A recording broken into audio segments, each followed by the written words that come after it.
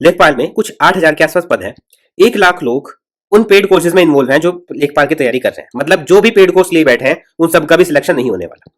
दूसरी बात क्या है, पीसीएस का सिलेबस लेखपाल के सिलेबस से 95% सेम है, कंप्यूटर को अगर छोड़ दो तो 25% सीट आपकी यूपी पीसीएस के कैंडिडेट लेके जाएंगे। ये ज्यादा भी हो सकता है 70% हो जाए, 80% हो जाए, मैक्सिमम पे कोई लिमिट नहीं है, 100% भी हो सकती है, 25% लेके जाएंगे।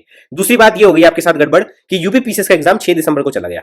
अब जो यूपी पीसीएस की तैयारी करने वाले बच्चे उनके पास कुछ भी करने के लिए नहीं बचा। वो करने के लिए सिर्फ एक चीज उनके पास बची है कि हम लेखपाल की तैयारी करें, उसमें सिलेक्शन लें और सिलेक्शन लेने के बाद अपने आप को स्टैब्लिश कर लें। हर कोई नौकरी छोड़ना नहीं चाहता, अगर आपको मिलेगी आप भी ना छोड़ो। तो ये दो बड़ी प्रॉब्लम लेखपाल के स्टूडेंट्स के सामने आज के समय मौजूद है और इनका सोल्यूशन क्या है, बहुत सिंपल सोल्यूशन है। लेकिन उससे पहले मैं आपको बता दूं कि जो मैं चीजें आपको बता रहा हूं उसके पीछे रीजन है, मैंने खुद से अचीव कुछ किया हुआ है।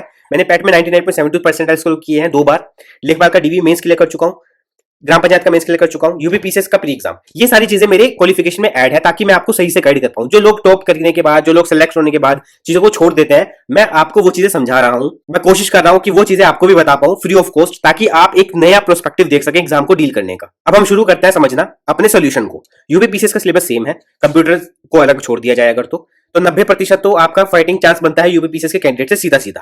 वो आपको फाइट करेंगे, नौकरी लेके जाएंगे। तो 8,000 पद मत सोचिए कि मेरे पास 8,000 पद है, इनको आप 4,000 के आसपास मान के चलिए कि 4,000 पदों पर फाइट है। और कम से कम है, ये हो सकता है जो पीसीएस के कैंडिडेट है वो बहुत मेजर सेक्शन ले जाए इस जॉब में से। और अगर आपको ऐसा लगता है कि भाई, तो जिन स्टूडेंट्स को ऐसा लगता है कि पेड कोर्स ले लो और पेड कोर्स लेने के बाद उन लोगों से टक्कर कर लो जो यूपी पीसीएस के कैंडिडेट हैं, जीएस को घोल के पी चुके हैं, घटना चक्र को रट चुके हैं 10 से 15 बार, उनसे आप फाइट कर लोगे 800 रुपए का कोर्स लेकर, तो ठीक है, आप डिल्यूजन वर्ड में है, उससे बाहर निकलिए। सिलेक्शन लेना है तो ये करेक्शन का टाइम है, अभी के अभी उस चीज को ठीक लेने करना पड़ेगा आपको। दूसरी बात मैं आपको यहाँ पे कहना चाहूंगा कि कोचिंग इंस्टीट्यूट जो 800-900 रुपए में कोर्स दे रहे हैं ना आपको, उनसे ये एक्सपेक्ट मत कीजिए कि वो आपको उस लेवल का कंटेंट दे देंगे जो पीसीएस के स्टूडेंट ऑलरेडी पढ़ रहे हैं। उनकी भी गलती नहीं है, कोचिंग इंस्टीट्यूट एक बिजनेस रन कर रहे हैं, है ना, और उस बिजनेस को रन करने के लिए उन्हें पैसा चाहिए। वो हर उस चीज को एक्सप्लोर करने की कोशिश करेंगे जहां से पैसा मिल सकता है, बिजनेस में यही तो होता है। तो आप उनके लिए पहली बात तो स्टूडेंट नहीं हो, कस्टमर हो, तो अपने आप को ऐसा कस्टमर समझो। एक कस्टमर, अच्छा कस्टमर वो होता है जो अपनी नीड तो परचेज कर ले मार्केट से, लेकिन उसके साथ साथ अपने घर में से ही वो क्या चीजें अच्छी बना सकता है उस पर भी फोकस रखे। तो सिर्फ कोचिंग के भरोसे अगर आपको बैठे रहना है कि ठीक है मैंने कोचिंग ले ली है अब हो जाएगा, तो नहीं होने वाला।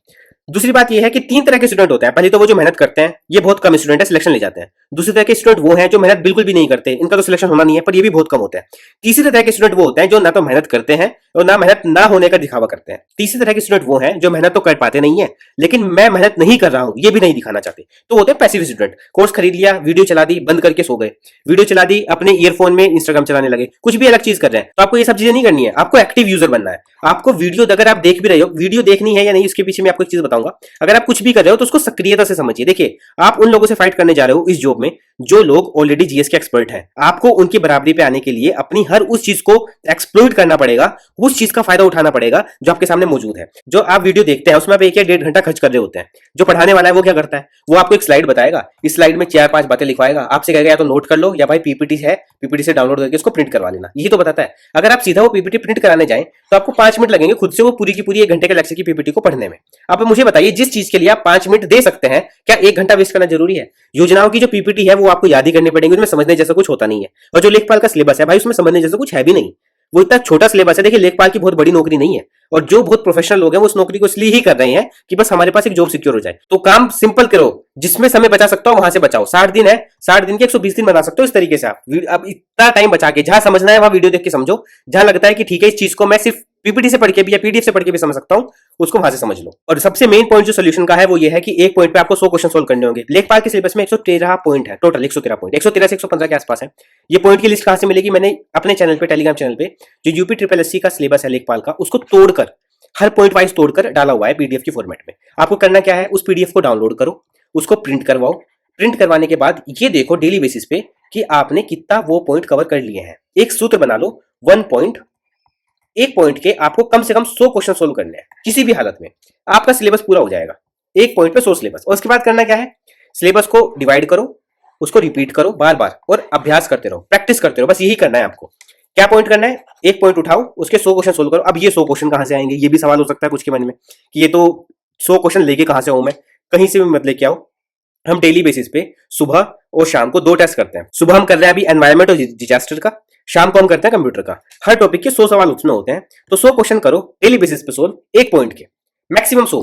इसके बाद आपका पूरा का पूरा वो पॉइंट कवर हो जाएगा, उसके सारे एंगल से कवर हो जाएंगे। जो लेखपाल का सिलेबस है वो बहुत डिटेल में नहीं जाएगा, आप फाइट करने की मुद्रा में आ जाओगे। और एक और चीज समझो, देखो कंप्यूटर का सिलेबस भले ही पीसीएस के सिलेबस से अलग है, पर पीसीएस वालों को कंप्यूटर पढ़ना है सिर्फ, और आपको पूरा का पूरा सिलेबस पढ़ना है, ठीक है। तो लिस्ट में आप उनसे पहले ही 90% पीछे चल रहे हो, लेकिन आप इस चीज को अपनी मजबूती बना सकते हो, ये कमजोरी नहीं है आपकी, आप इसको अपनी मजबूती बना सकते हो। और कैसे बनानी है, देखिए पर्यावरण, आपदा प्रबंधन, उत्तर प्रदेश का ज्ञान और कंप्यूटर, ये पूरा का पूरा लगभग 50% सिलेबस कवर करता है लेखपाल का।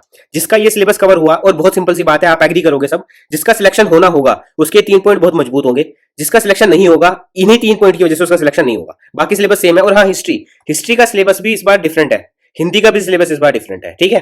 तो कट ऑफ तो ठीक है, उस पर तो कभी बाद में ही डिस्कशन करेंगे कट ऑफ पे, लेकिन ये 3 पॉइंट अगर आपके इंपॉर्टेंट है तो आप फाइट में हो सकते हो। आप लेखपाल का एग्जाम क्लियर करोगे या नहीं करोगे, उसका एक लिटमस टेस्ट मैं आपको बता रहा हूं।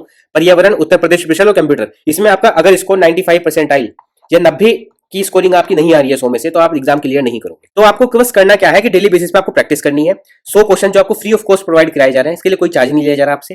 डेली बेसिस पे आपको प्रैक्टिस करनी है, इस चीज से आपको स्टिक रहना है। और ये कह रहा हूं कि आप मेरे टेलीग्राम या मेरे क्वेश्चन को सोल्व करो, जहां से मिलते हो वो सोल्व करो। अगर कोई कह रहा है कि मेरे पास 1000 क्वेश्चन का बैंक है, भाई दे दे और मुझे दे दे, मैं सोल्व करके तुझे वापस कर दूंगा। कहीं से 5 क्वेश्चन मिल गए, ढूंढ के सोल्व करना शुरू कर दो, जहां से भी जो भी मिल रहा है। अगर आप मुझे टेलीग्राम पे पता है क्या कैसे कैसे मैसेज आते हैं कि सर अगर मैं ये वाले पीडीएफ पढ़ूं तो मेरा सिलेक्शन हो जाएगा क्या, सर अगर मैं ये वाला पीडीएफ पढ़ूं तो क्या काफी रहेगा क्या। भाई काफी रहेगा, लेकिन जो तुम्हारा कॉम्पिटिटर है ना, वो ये नहीं पूछ रहा किसी से कि इस पीडीएफ को पढ़ के सिलेक्शन हो जाएगा, उस पीडीएफ को पढ़ के सिलेक्शन हो जाएगा। वो जहां से क्वेश्चन मिल रहा है वहां से सोल्व कर रहा है। अगर आपको टाइम बचाकर सफलता लेनी है तो नहीं मिलती, 10 बार मेहनत करोगे तब भी नहीं मिलेगी। नौकरी मिलती है सिर्फ एक चीज से, वो है आपका सिलेबस कितना अच्छे से आपको कवर किया हुआ है, आपने कितने अच्छे से पॉइंट बनाए हुए हैं। मैं सिर्फ आपको लिए इतना कर सकता हूं कि मैं आपको डिटेल से वो सारी चीजें बता दूं जो कोई नहीं बता रहा।